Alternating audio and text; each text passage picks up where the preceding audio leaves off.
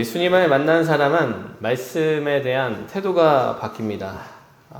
단지 신약에 기록된 주님의 말씀뿐만이 아니라 신구약 성경 전체에 대한 태도와 인식이 바뀌게 됩니다.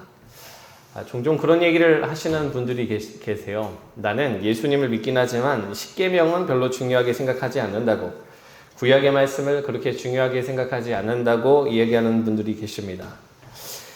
그러나 사실 그것은 성경적으로 봤을 때 불가능한 얘기입니다. 왜냐하면 예수님 본인부터가 구약에 기록된 이 하나님의 말씀을 철저하게 존중하고 그 말씀을 성취하기 위해서 오신 분이기 때문에 그렇습니다. 오늘 말씀은 예수님께서 산상수훈의 설교를 하시면서 사람들에게 전하신 말씀입니다. 그런데 오늘 말씀에서 예수님은 내가 율법이나 선지자를 폐하러 온 줄로 생각하지 말라고, 내가 폐하러 온 것이 아니라 완전하게 하기 위해서 왔다고 말씀하십니다. 주님이 이렇게 말씀하신 이유는 그때 당시에 이 예수님의 사역에 대해서 오해하는 사람들이 있었기 때문입니다. 우리가 말씀을 읽다 보면 알게 되지만 예수님은 그 기존의 성경 교사들과는 다른 이야기들을 사람들에게 하셨죠. 예를 들면 안식일에 손 마른 사람을 고쳐주시고 바리새인들이 안식일을 이들이 범한 것이 아닐까, 이가 범한 것이 아닌가 생각할 때에 안식일의 형식을 지키는 것보다 병든 사람을 놔두지 않고 선을 행하고 생명을 구하는 것이 더 옳다고 말씀하셨죠. 또 예수님의 제자 중에 몇 사람이 씻지 않은 손으로 떡을 먹는 것을 보고서 바리새인들과 서기관들이 장로들의 전통을 준행하지 않는다고 부정한 손으로 떡을 먹는다고 공격했을 때에 예수님께서는 사람의 밖에서 안으로 들어오는 것이 사람을 부정하게 만드는 것이 아니라 마음에서 나오는 악한 생각과 감정들이 사람을 더럽게 만든다고 말씀하셨습니다. 그러다 보니까 겉으로 봤을 때 주님의 말씀을 자칫 잘못 오해하면 예수님이 마치 구약의 말씀과는 전혀 색다른 무언가를 말씀하시는 것처럼 오해할 수가 있었던 거예요. 그런데 오늘 말씀을 통해서 예수님이 분명하게 알려주시는 것이 무엇이냐면 내가 율법이나 선지자를 폐하러 온 것이 아니라 그것을 오히려 완전하게 하기 위해서 오셨다라고 말씀하시더라는 것입니다. 여기에서 율법이나 선지자라는 이 말은 구약 성경 전체를 가리키는 관용적인 표현입니다. 다시 말해서 예수님은 자기가 구약에 계시된 하나님의 말씀을 폐하러 온 것이 아니고 그것을 온전히 이루기 위해서 오신 분이라고 말씀하시더라. 여러분 보세요. 예수님은 구약과 떨어뜨려서 이해할 수 있는 분이 아닙니다.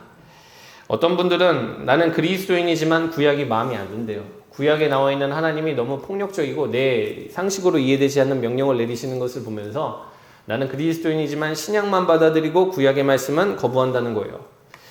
여러분, 그런데 오늘 말씀에서 예수님은 여기서 율법이나 선지자로 표현된 이 표현을 통해서 구약의 말씀을 본인이 받아들이시고 성취하시기 위해서 오신 분이라는 것을 분명하게 밝히셨습니다. 더 나아가 18절에서는 아예 노골적으로 뭐라고 말씀하시냐면 진실로 너희에게 이르노니 천지가 없어지기에는 율법의 1.1획도 결코 없어지지 아니하고 다 이루리라고 말씀하시더라는 거예요. 다시 말해서 예수님은 구약에 계시된 하나님의 말씀의 뜻을 온전히 밝히시고 그러므로 인하여 구약의 말씀이 완전해지는 것을 성취하기 위해서 오신 분이지 구약의 말씀을 제거하시거나 경쟁하기 위해서 오신 분이 아니라는 것입니다.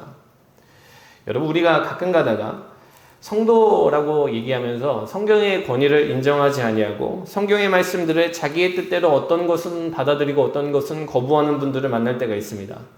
십계명 같은 게 뭐가 중요하냐고, 내 마음에 살아계신 예수가 계신데 나는 십계명 같은 거 몰라도 지금까지 신앙생활 잘했다고. 여러분, 그러나 오늘 말씀에서 예수님은 율법의 1.1획도 결코 없어지지 않고 다 이룰 것이라고 말씀하셨습니다. 더 나아가 성경 전체에 대해서 함부로 재단하고 평가하는 사람은 어떠한 취급을 받게 되는가? 천국에서 지극히 작다 일컬음을 받게 될 것이다 라고 말씀하시죠. 19절 말씀. 그러므로 누구든지 이 계명 중에 지극히 작은 것 하나라도 버리고 또 그같이 사람을 가리키는 자는 천국에서 지극히 작다 일컬음을 받을 것이요 누구든지 이를 행하며 가르치는 자는 천국에서 크다 일컬음을 받으리라 라고 말씀하시죠. 여러분, 예수님이 하신 말씀을 결국 종합해 보면 성도는 어떠한 삶을 살아야 되는가? 주님과 같이 성경의 권위를 온전하게 인정하고 그 그 말씀을 따라 사는 삶을 살아야 그것이 온전한 성도의 삶이 된다라는 것입니다. 물론 우리가 이 말씀을 읽다 보면 구별해야 될 것이 하나 있긴 합니다. 성경에 보면 예를 들어서 그 구약의 제사 제도나 절기나 음식 규례 등에 대해서 하나님이 명령하신 것이 있습니다. 이것을 위식법이라고 이렇게 통상 표현을 하거든요. 그런데 그런 위식법에 의하면 우리는 이제 새우나 게, 랍스터, 오징어 먹으면 안 됩니다. 왜냐하면 부정한 음식이기 때문에 그래요. 그런데 기억해야 될 것은 하나님이 그렇게 이스라엘에게 세세하게 그 생활의 규례까지 간섭하신 것은 그 시대적인 상황 속에서 그들을 보호하시고 지키시기 위해서 내리신 명령이었기 때문입니다. 그래서 시간이 지나자 신약에 오셔서는 그 말씀에 대해서 이제 마침내 그것을 폐기하시는 것을 우리가 보게 되거든요.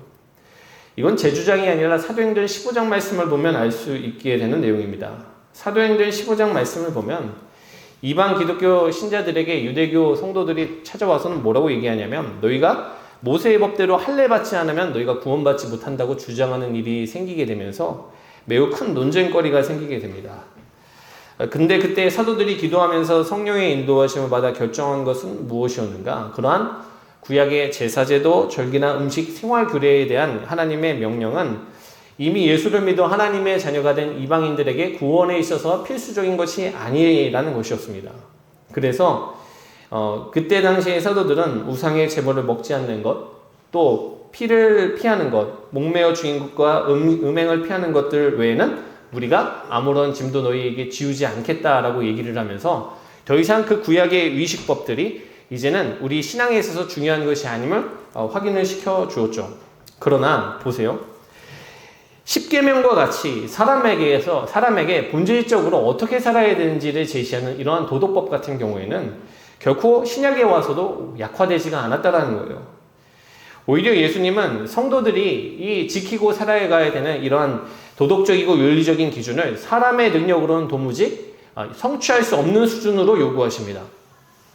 다음 주에 우리가 나눌 말씀이긴 하지만 여러분 예를 들어서 살인하지 말라는 명령에 대해서도 사람들은 그것을 물리적으로 살인하지 않으면 지킨다라는 수준으로 이해했지만 예수님은 뭐라고 말씀하시냐면 형제에게 노하는 자마다 심판을 받고 바보라고 하는 자마다 미련하는 놈이라는 자마다 지옥불에 들어가게 될 것이라고 말씀하시거든요.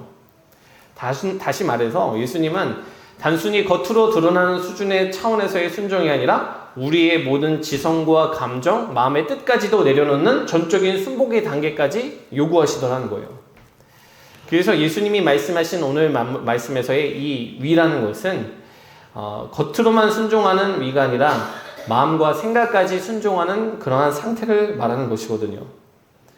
그런데 이제 문제는 무엇이냐면 오늘날 저를 포함해서 많은 기독교인들이 이렇게 마음의 생각과 감정, 삶의 모든 영역을 하나님의 말씀과 다스림의 통치를 받는 단계까지 나아가기는커녕 주님이 말씀하신 것처럼 이 바리새인들의 형식적인 위에도 도달하지 못하는 상태에 있다는 데 있어요.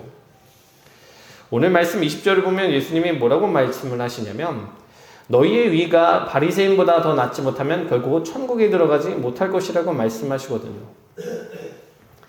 우리는 말씀을 읽으면서 이 서기관들과 바리새인들의 이중적인 신앙생활을 보며 비웃지만 사실 이 사람들이 대단한 사람들입니다. 왜냐하면 이들은 겉으로 드러나는 죄를 피하기 위해서 분투했습니다. 남들한테 죄라고 보일 일들을 몸으로 저지르지 않기 위해서 발버둥 쳤던 사람입니다. 일주일에 2번을 금식하고 하나님의 말씀을 연구하고 기도를 하고 11조를 철저하게 드리고 가난한 자를 구제했습니다. 그런데 문제는 우리는 마음의 생각과 뜻을 하나님께 이렇게 순종하면서 말씀의 다스림을 받는 단계로 나아가기는커녕 때로는 형식적인 이러한 순종조차도 못할 때가 많더라는 거예요. 그러면서도 나 자신의 신앙생활에 문제가 없다고 여길 때가 많더라. 여러분 그러나 오늘 말씀을 통해서 참된 그리스도인은 하나님의 말씀을 귀하게 여기고 말씀이 내 삶을 인도해가는 삶으로 우리가 가게 된다는 것을 다시 한번 붙들게 되는 저와 여러분 되시기를 주의 이름으로 축원합니다. 특별히 이 주제에 대해서 우리가 기억해야 될 것은 여러분 보세요. 오늘 말씀에서 이 주님이 말씀하시는 바리새인의 위보다 너희의 위가 나아야 된다는 이 얘기를 우리가 얼핏 듣게 되면요. 이건 정말 답이 없어집니다. 왜냐하면 내 의지와 노력으로 바리새인보다 더 훌륭한 위인이 되라는 것인가? 라고 생각을 하면 이건 정말 답이 없는 주제거든요. 그런데 만약에 그렇게 읽게 되면 본문의 말씀을 오해하는 것이 됩니다. 지금 우리가 팔복의 설교를 지난번까지 계속해서 나누었지만 팔복의 열매를 맺게 하시는 주체가 누구입니까? 성령님이시거든요. 그 맥락 안에서 같이 읽어야 돼요. 지금 예수님께서 너희의 위가 바리새인보다 낫게 되어야 된다라고 얘기하실 때 그 말은 너희의 힘으로 위로운 삶을 결단하고 계속해서 노력해라 라는 말씀이 아니라 팔복에서 성령님께서 너희에게 거룩한 새 본성을 주셨듯이 성령님이 너희 안에 그러한 능력을 주시고 인도함을 행하실 텐데 그것을 더욱더 간구하고 그 뜻에 인도하심에 순종해야 된다는 말씀을 하고 계시는 거라는 거예요. 여러분, 하나님은 우리가 당신의 말씀을 받는다고 해서 그 말씀대로 살 수 없는 존재라는 것을 아십니다. 여러분, 그 이스라엘 백성들의 역사가 그거 아니에요? 하나님이 말씀을 주세요, 회개해요. 그러나 다시 한번 죄에 빠져요. 그리고 그 굴레가 수도 없이 계속 그 역사 속에서 반복이 됩니다. 그런데 그것을 아신 하나님께서 결국 우리에게 약속하신 것이 무엇인가? 성령을 내주하게 하시면서 그 성령의 도우심을 받아 우리가 하나님의 말씀과 다스림에 순종하는 삶을 살 수 있도록 예비하셨다라는 것이죠. 여러분, 에스겔서 36장 25절부터 27절 말씀에 기록된 하나님의 말씀입니다. 맑은 물을 너희에게 뿌려서 너희로 정결하게 하되 곧 너희 모든 더러운 것에서 모든 우상 숭배에서 너희를 정결하게 할 것이며 또 새 영을 너희 속에 두고 새 마음을 너희에게 주되 너희 굳은 육신에서 굳은 마음을 제거하고 부드러운 마음을 줄 것이며 또 내 영을 너희 속에 두어 너희로 내 율례를 행하게 하리니 너희가 내 규례를 지켜 행할지라. 여러분, 하나님이 뭐라고 말씀하시냐면 죄 가운데 있는 우리들에게 맑은 물을 뿌려서 정결하게 해주시겠다고 말씀하세요. 그리고 우리에게 새 영을 주시고 무엇보다 자기 자신의 성령을 그 사람들에게 안에 내주하게 만들어주셔서 하나님의 율례를 행할 수 있도록 만들어주시겠다고 에스겔서 말씀을 통해서 약속해 주셨거든요. 그리고 이 예언의 말씀은 정확하게 예수 그리스도 안에서 저와 여러분에게 성취되었습니다. 여러분, 우리는 어떠한 사람들입니까? 죄와 어둠 가운데에서 영적으로 죽어 있었던 우리들에게 맑은 물을 하나님이 뿌려주셔서 정결하게 되었고 영적으로 죽어있던 우리들이 거듭나고 또 그 거듭난 우리들에게 성령을 부어주셔서 그 성령 안에서 하나님의 말씀을 따라 살 수 있는 인생들로 새롭게 창조된 존재들이 바로 성도인 저와 여러분의 정체라는 거예요. 그래서 예수 믿는 자에게는 어떠한 능력이 있는가? 말씀을 따라서 살 수 있는 능력이 생기게 된다는 거예요. 그것은 나로부터 오는 능력이 아니라 내 안에 내주하시는 성령님께서 내게 주시는 능력입니다. 여러분, 그래서 오늘 우리가 이 말씀을 통해서 두 가지를 점검해 보았으면 좋겠습니다. 첫 번째로는 내가 정말 하나님의 말씀을 귀하게 여기고 있는가? 내가 하나님의 말씀을 읽고 기억하면서 그대로 살기 위한 노력을 소홀히 하고 있지 않는가? 먼저 그것을 점검해 보았으면 좋겠습니다. 사랑하는 여러분, 예수님을 만난 사람은 말씀에 대한 태도가 바뀌는 줄 믿으시길 주의 이름으로 축원합니다. 우리는 내가 좋아하는 말씀, 내가 받아들일 수 있는 말씀이 이렇게 나오면 예배 시간에도 눈이 초롱초롱해지고 또 성경을 읽다가도 아멘 하면서 받아들이게 됩니다. 그렇지만 또 내가 받아들이기 힘들거나 순종하기 힘든 말씀이 나오면 벌써부터 마음이 어려워지고 표정이 어두워져요. 그런데 그래서는 안 된다는 거예요. 하나님의 자녀는 말씀을 편식하지 않고 선택하지 않습니다. 그 말씀이 설령 때로는 내 마음을 어렵게 하고 힘들게 한다 할지라도 그것이 내 영을 살리는 하나님의 말씀임을 믿으며 신앙생활하는 사람들이 우리 사랑하는 성도님들과 제가 되기를 주의 이름으로 축원합니다. 또 하나, 여러분, 내 안에 과연 주님의 영이신 성령님께서 충만하신가? 우리가 정말 그분의 도우심을 구하면서 신앙생활하고 있는가? 이것을 우리는 계속해서 점검하면서 신앙생활을 해야 돼요. 여러분, 다시 한번 말씀드리지만 예수님은 지금 오늘 저희들에게 너희들 위롭게 살아야지 결단해야 된다 이 얘기를 하시는 것이 아닙니다. 우리 안에 성령이 계시면 결국 우리의 힘으로 이룰 수 없는 그것을 우리가 성령의 도우심으로 이룰 수 있다는 얘기를 하고 계시는 것이거든요. 제가 목사지만 이 직위가 사람을 거룩하게 만들어주지 않습니다. 목사도 성령 충만하지 않으면 죄로 무너지게 됩니다. 목사도 충만하지 않으면 주님이 원하시는 이 하늘의 위를 이루면서 살 수가 없게 됩니다. 그러나 반대로 이전까지 아무리 죄악된 인생, 부족한 인생을 살았다 할지라도 회개하고 주님의 영을 내게 부어달라고, 성령님 제가 하나님의 도우심에 힘입어서 내가 맺을 수 없는 열매를 맺으면서 살 수 있게 해달라고, 도와달라고 간구를 하게 되면 성령님은 우리가 하늘의 위를 이루면서 바리새인보다도 더 귀한, 주님이 보시기에 인정할 만한 위로운 열매들을 맺으면서 살 수 있도록 도와주신다라는 것이죠. 여러분, 내가 미워하는 사람 용서하는 게 얼마나 힘듭니까? 쉽지 않습니다. 내 육신의 정욕을 쳐서 잘라내는 것도 쉬운 일이 아닙니다. 내 마음에 자꾸만 하나님보다 사랑하는 것들이 생기는 것들을 잘라내는 것도 결코 쉬운 것은 아닙니다. 그러나 내가 혼자서 할 수 없는 그 일을 성령님께서 도와주시면 할 수 있다는 것을 믿으면서 신앙생활 하시기를 주의 이름으로 축원합니다. 예수를 만난 사람은 말씀에 대한 태도가 바뀌고, 또한 성령께서 그 말씀에 따라 살려고 하는 우리들을 도와주셔서 열매를 맺게 하신다는 것을 믿으면서 신앙생활하는 사람들이 우리 사랑하는 모든 가산감리교회 성도님들의 심령과 삶이 되시기를 주의 이름으로 축원합니다.